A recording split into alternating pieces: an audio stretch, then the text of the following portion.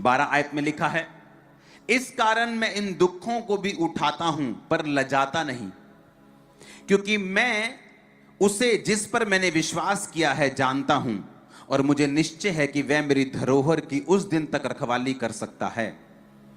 जो खरी बातें तूने मुझसे सुनी हैं उनको उस विश्वास और प्रेम के साथ जो मसीह यीशु में हैं अपना आदर्श बनाकर रख, और पवित्र आत्मा के द्वारा जो हम में बसा हुआ है इस अच्छी धरोहर की रखवाली कर।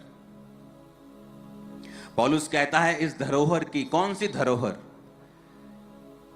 कि तुम अनंत जीवन पा चुके हो।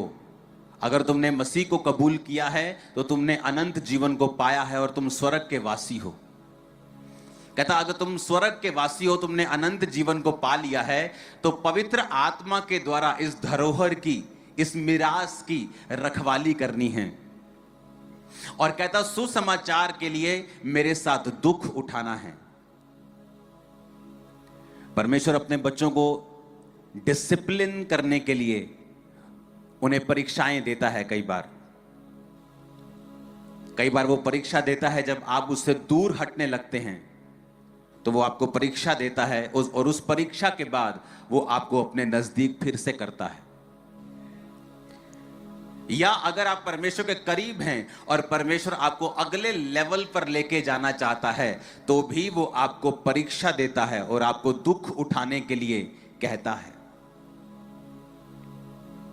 लेकिन आज का क्रिश्चियन जब उस पर दुख आता है, वो उसके लिए दुख की बात है, आनंद की बात नहीं है।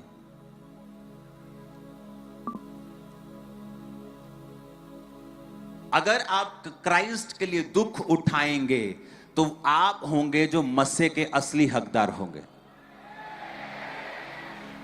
इसलिए बहुतेरे लोग मसीह में नहीं हैं, बहुतेरे पास्टर्स मसीह में नहीं हैं। लोगों को लगता है कि बड़ी चर्च जो है वो डिसाइपल्स नहीं बना सकती, डिसाइपलशिप नहीं कर सकती, चेले नहीं बना सकती।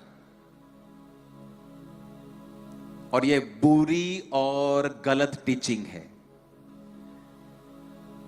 पहली चर्च जो जीसस क्राइस्ट ने खड़ी की, जहां पर परमेश्वर के 12 प्रेरित थे, यहूदा इस्करियोती मर गया और फिर उसे उन्होंने 12वां चुना। बाइबल कहती है एक दिन के अंदर 3-3 हजार लोग बपतिस्मा लेके उस मंडली में शामिल होते थे। बपतिस्मे 3,000 होते थे, तो इमेजिन करो मंडली कितने हजारों की होगी। एक एक दिन में 3,000, अगले दिन 5,000, जब जब सभाएं होती थी हजारों में लोग बपतिस्मा लेते थे। वो एक बड़ी मंडली थी और वहां डिसाइपल्स बनाए जाते थे।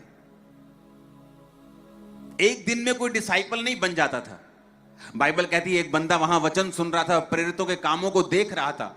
उसके मन में आया कि मैं भी परमेश्वर के दान में काम आऊंगा, और अपनी प्रॉपर्टी को बेचकर प्रेरितों के पांव में रख दिया। और वही आगे चल के खुद प्रेरित बना, वो भी डिसाइपल बना। बहुत से लोग उनमें से चुने गए। बाइबल कहती है जब चर्च बढ़ गई तो यूनानी भाषा बोलने वाले कुड़कुड़ाने लगे कि हमारी विधवाओं का ध्यान नहीं रखा जा रहा है, इनके लिए खाने पानी का इंतजाम नहीं है, चर्च सो मच बिजी है, हमारा खाना पानी भी नहीं हो रहा है।